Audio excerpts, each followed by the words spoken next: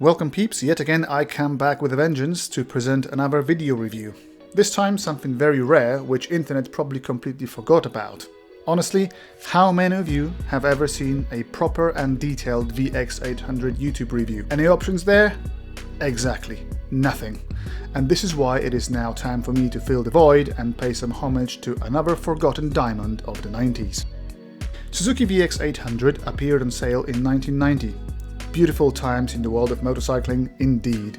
Bikes were cool, exciting, and so much more variety was available. Going ahead with this new project, Suzuki wanted to appease the market with middleweight option which would fit between the entry-level GS500 and big bore 1100cc bruisers like GSX 1100 family.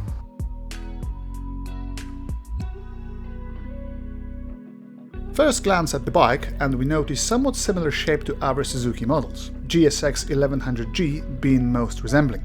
Considering production span, one would assume that probably GSX was borrowing from VX, but who knows which bike was actually drawn first at Suzuki's design department. Alloy wheels, same color schemes, and twin chromed exhaust pipes can confuse some less observant individuals.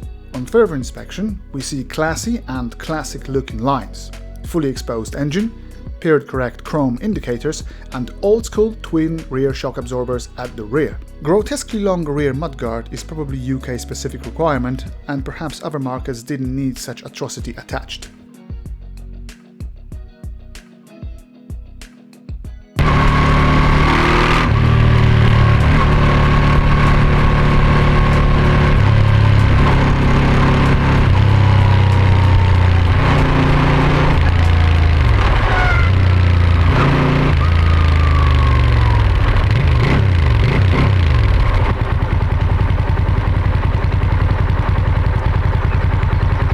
Horsepower and Newton meters are produced by a well-known and tested V-twin motor which Suzuki used in 750cc variant few years earlier.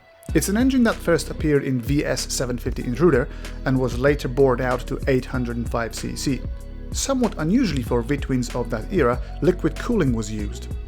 Decent sized radiator sits just behind the front wheel and does a pretty good job of keeping the temperatures in check. What's very nice is that Suzuki still kept the classy cylinder ribs. They of course are functional and help with airflow around the engine. Beautifully shiny headers look so nice, and in case of needing to remove them, access is pretty damn easy. Fueling is provided by 36mm Mikuni carburetors, and 4 valves per cylinder are run by just one camshaft in each of the heads. With compression ratio at 10:1, this concoction of low revving tech produces about 60 horsepower at the crank. Not much, right? Yes, it isn't, but it's a slow revving engine built for reliability and cruising, and so for the most part, it provides a fairly adequate ride.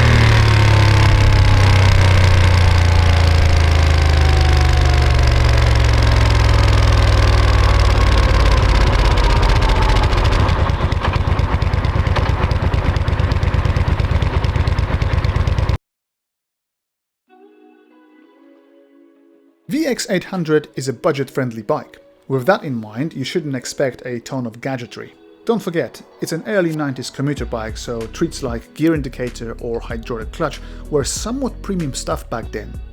On the flip side, bike came out with center stand as standard, and low maintenance shaft drive is a big bonus.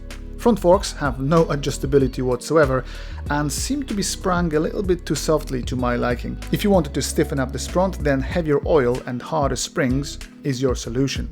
Rear shocks have full adjustability, which is a big deal on a bike of that price. Gauge cluster is basic, tacho and speedo in the center, and just a few warning lights underneath it. When it comes to security features, we've got steering lock, fuel tank lock, and seat lock.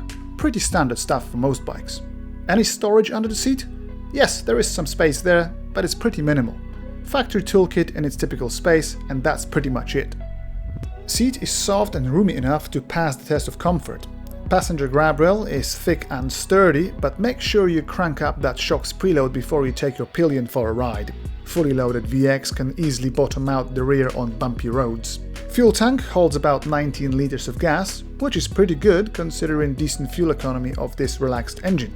If you took it really steady on the motorway, you might even get about 180 miles on one tank.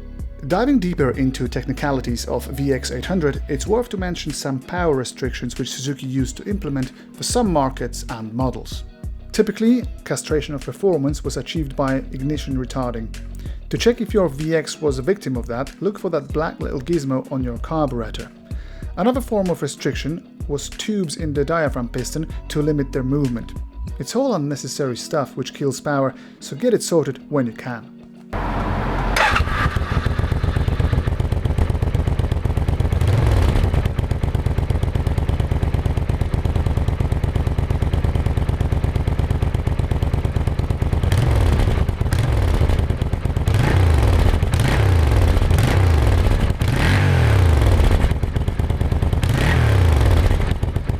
How does VX800 ride?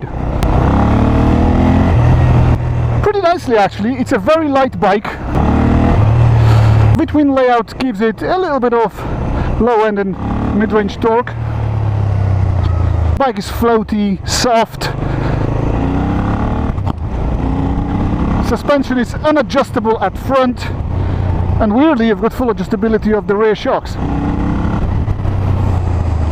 Front brake with single disc and small caliper is again rather average in its performance, let's put it kindly, but it does the job. For commuting, no problem at all.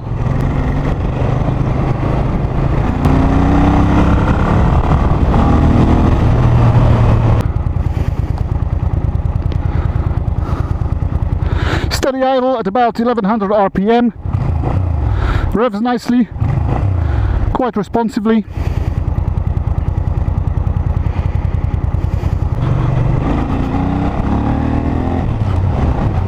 Below 2000 RPM is a little bit jerky.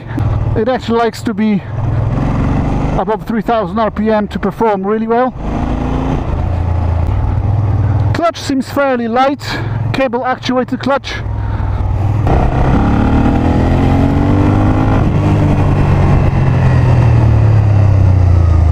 Gearbox for a motorcycle of that age, let me remind you, this is 36 years old.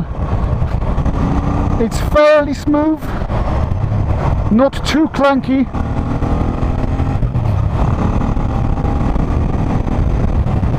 In terms of how it feels like a 60 horsepower bike. Very mild, totally predictable, not dangerous whatsoever.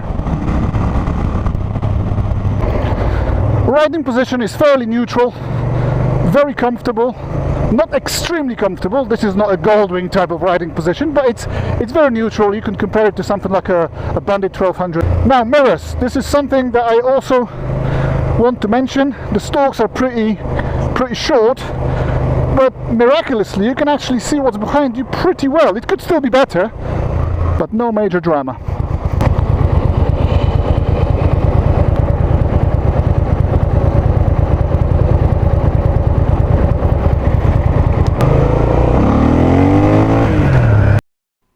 Right, so who is this bike for? Well, I think I might surprise you.